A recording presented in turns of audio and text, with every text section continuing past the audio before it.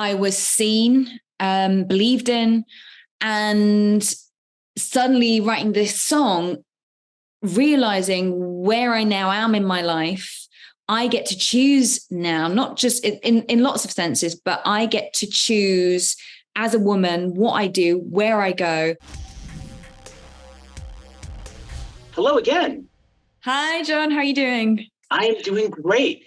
We are here today to get to know you as a recording artist. Your EP, Twin Flames, drops Friday, August 11th, which is today. Congratulations. Thank you so much. It's so weird to think that I have finally achieved that dream that I've had for absolutely years. And to see, especially to see the physical copy, but for it now to be out online into the world is incredible. Well, I'm very fortunate. Speaking of physical copies, I just so happen to have a physical copy of your CD right here, signed by you. Thank you so much. I love it. What number did you get? What number did you get, John? Oh, I'm 59. 59. Yeah. Could have been higher. But I love it. I love all the songs in your EP, and I want to ask you all about them. But first, how can people stream your music? So you can go to Spotify, Apple Music, Amazon Music, Deezer, or YouTube, all major platforms. It's all on there. And they can also buy the physical copy today. If you go to my Instagram, most of the links to the major platforms are there. And then you can also buy a physical copy while they're still in stock. I've got very limited CDs available, but there's a link to my Shopify shop in my Instagram link at the top of my page. Okay, obviously this is mine. You can't have it, but you can go out and buy their own. So you're best known for your acting roles, but has becoming a recording artist and making your own original music always been this dream of yours? Yeah, since I was about 19, I quietly said to myself one day, I was working with an A&R guy who'd worked with Amy Winehouse, and he said to me, look, if you're going to do this, you got to take it seriously. You got to do it now if you're going to do it. 19. I was like, okay. But I'd already booked a job, a musical theatre job in Germany, and already signed the contract. And I was like, well, I can't do this now because I signed a year and a half in Germany. And he's like, well, then we can't do this. And I was like, oh, he's like, you have to choose one or the other. I chose the Germany job and said to myself, I'll do it when the time is right for me. And it's so, obviously we can't talk about things around, but because of things in my other career, it kind of inspired me to do it for myself, that fulfill that dream. And it gave me the confidence, the means, the everything to just go ahead. And one of the women I was working with at the time, Elaine Overholt, who has done the Oscar-winning film Coda. She was a vocal coach on that. She did Chicago, the musical. And funny coincidence, Elaine also worked with a guy called Paul Bogave, who was also the musical director on the musical I did in Germany, Aida, das Musical. And so Elaine knew Paul really well because they worked on the Chicago the musical, the film version with Catherine Zeta-Jones and Renee Zellweger. So, it just, my whole career came 360. And the whole reason I'd gotten into TV in the first place was to play leads in musical theatre. Because I thought if I fast track, get a profile, then jump back into musicals, I can play main roles. And it's just so wacky the way it's happened that I've had to have this whole long, over a decade's worth of film and TV work to finally get to where I want in the most random way. I would never have thought the way it's happened that it would go down like that. I just didn't think. It's just so crazy how life goes, right? I know. Who are your musical influences? Or let me put it this way. It's late at night. No one is around. You crank up your iTunes. Who are you listening to? Well, I go through phases. I'm very much depends on my mood, I guess, like a lot of people.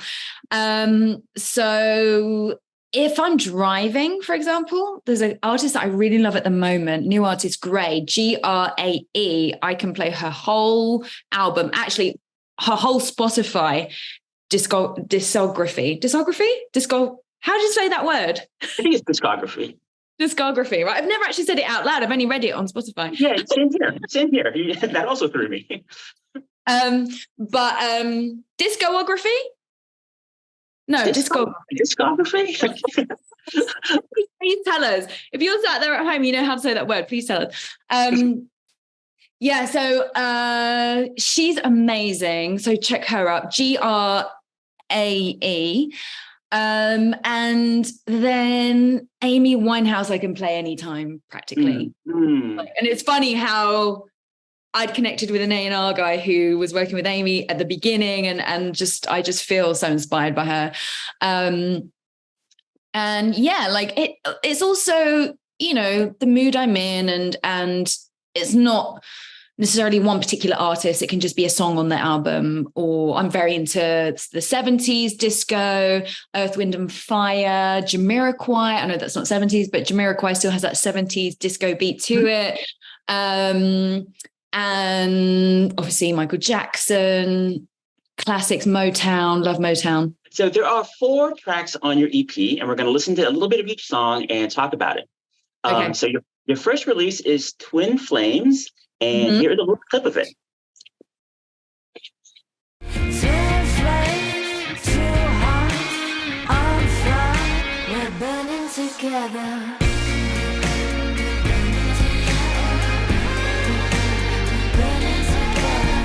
Okay, that was Twin Flames. Love it. I've listened to it the most since you dropped it a few weeks ago.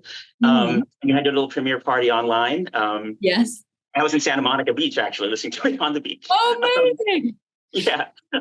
Tell us about Twin Flames and what the song means to you. So this all started, this was like the last song I wrote, actually. Twin Flames was the last song I wrote on the EP. But the whole journey started with me sitting down and just like spilling my guts of all the emotions and the key things that have happened in my life, and picking out authentic moments. Because that was the whole thing about this journey. I wanted it to be truly me, not a character, not me hiding. It's just Christina. So I was like, okay, if it's going to be just me, I need to use real stuff. So I sat down, and the hardest issue that I was going through at that time was a breakup with the guy who I'm no longer with, but who I consider to be my twin flame.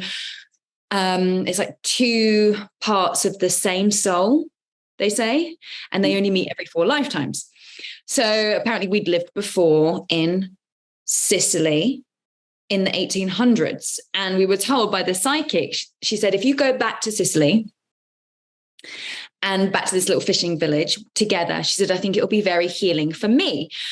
So I booked the flight straight away, and I'm like, okay, right. I think it was like May time or something. We went to Sicily and went to this little fishing village, and nothing happened. I was like, oh, I thought she said it was going to be like, I was imagining something to happen, you know, like what's going to happen? Nothing happened. And then we went to bed that night in this hotel in this little fishing village.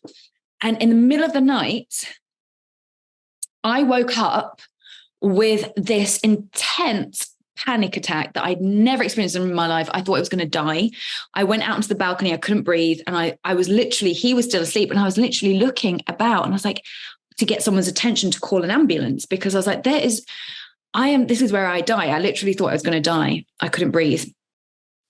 He comes out of the room. He's like, what's going on? What's going on? I was like, I couldn't talk. I just, anyway, he sat with me. I managed to gather my thoughts, but it was like that, when you're crying and you get that feeling, it was like that. Mm-hmm.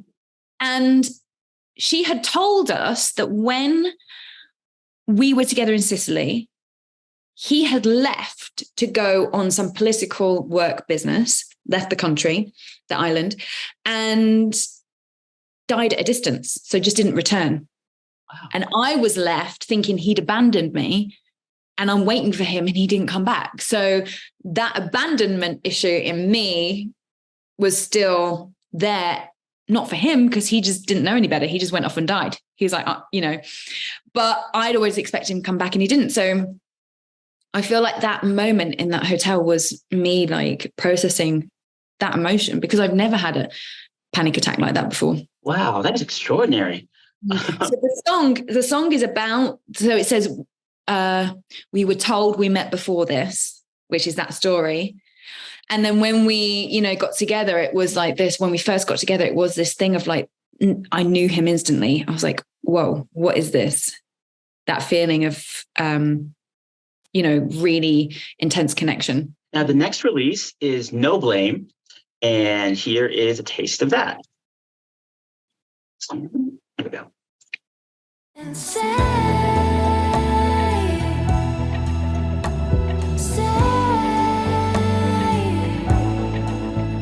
we've changed. No blame.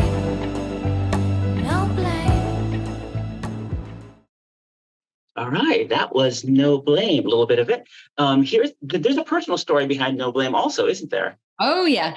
So the Twin Flames is the meeting this guy in the intense, passionate relationship, and how when it's so passionate, you can be so in love, but you have so much to lose as well. The higher you go, the further you have to fall. So No Blame is about the breakup. But having no blame is, what it says. It was no one's fault. It was timing. The timing wasn't right. I think you can love someone and you can find your right person. You've been crazy in love. And if it's not the right time, it doesn't work. It can't happen, Yeah. So that's a song about how it all happened, the breakup, and that it's sad, but it's okay. And I don't blame you. And I love the music video for No Blame too. It's available on YouTube at Christina Chong, along with the videos for your songs. But that was a short film that you turned into the music video. And the guy in that is my twin flame. The guy who plays the love interest in the music video is my twin flame. So we filmed that in 2016 when we met, and little did we know it would become the music video for the breakup song that I write about him. Again, you cannot predict life. No. Track number 3 is called Can't Show Love, and here it is. You can't show love if it ain't shown to you. You can't show love if it ain't shown to you. That was Can't Show Love. I love how upbeat and fun it is. I also love the music video for this too, with some home movies of young Christina. Tell us about the song. So Can't Show Love was all inspired by figuring out why things didn't work in the twin flame relationship, and going back into my childhood and trying to figure out the key relationships, the major relationships with family members, because that's where we most of us get our trauma from. It doesn't have to be major trauma, but small trauma, big trauma, whatever. But a lot of our issues stem from childhood and the first relationships we had. And not that there's anything wrong with that. We all have that. Even if we think we've had a perfect relationship with our parents, that can screw us up.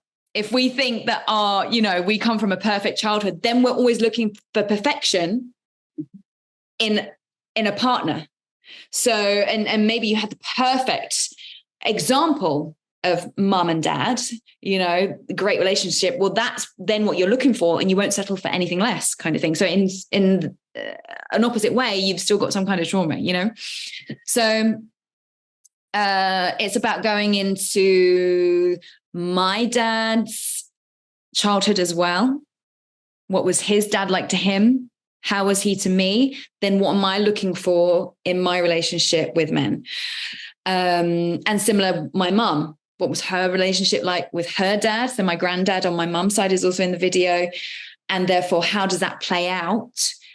The intergenerational trauma of it all, and how does that play out? I love that there's a narrative story to the way you're dropping these songs, and there's a through line through it. You're a storyteller. It's quite evident. It's quite evident in your music. It's evident in your other work as well. Last but certainly not least is track 4, I Get to Choose. And here is some of that.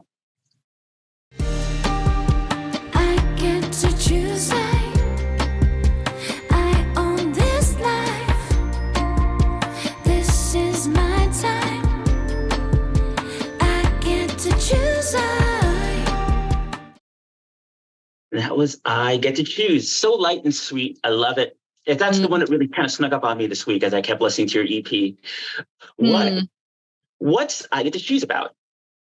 So this is actually one of my favorites, maybe my favorite, because it was very unexpected, actually. I knew that I wanted to write an empowering song, like celebrating me as a woman and also celebrating the fact that I'd gotten over. So this was written down the line after the breakup. Gotten over the relationship, not being able to exist, and being happy on the other side of it. You know, we come into this world alone, we leave this world alone, and it's just me, myself, and I.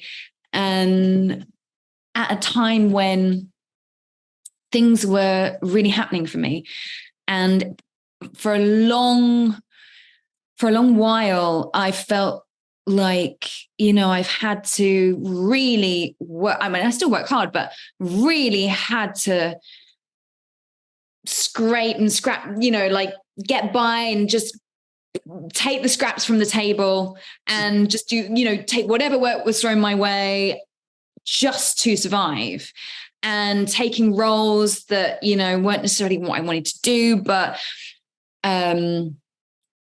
knew that I had to take it as the money or just to work, and not feeling like I was seen, believed in.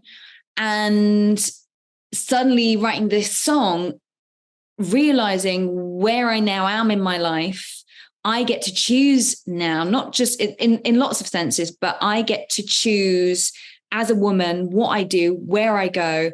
I'm independent. I'm in control of my life. I'm in a place where I am happy to be on my own. I'm enjoying being single. And it's like looking back and going, wow, it took me on a big journey. And it's not the end, but obviously I don't want to die yet. But it's taken me on this amazing circle. And when I was traveling to a job that I was doing, cannot say what that job was, but a big role that I got. When I was traveling to go there, the car that picked me up to the airport took me past the school I went to as a 14-year-old. It was a performing arts school called the Italia Conti Academy of Theatre Arts. And that's not the quickest way to get to the airport from my house. But for some reason, it drove right past there. And I saw my 14-year-old self walking up the road. And I was like, oh my God, little did she know that years later this would be happening. And she struggled back then, you know, I struggled with identity and the racism and things like that, and not being seen. So now I'm on the other side of that, and I cried singing those, and I still do sometimes. If it comes on in the car, I'm like, I get teary because of what I've done to get here and how I finally got there. Well, you're definitely being seen and believed in now.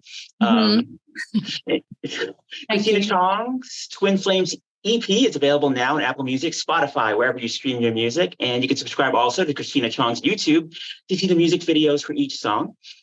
Christina, congratulations again. It's really great that with the strikes going on, you have your music career that's taking off, and you're able to get out there and put your original content and your yourself out there. I know, talk about good timing. Yeah. Really if there was ever a time to go on strike, now was the time.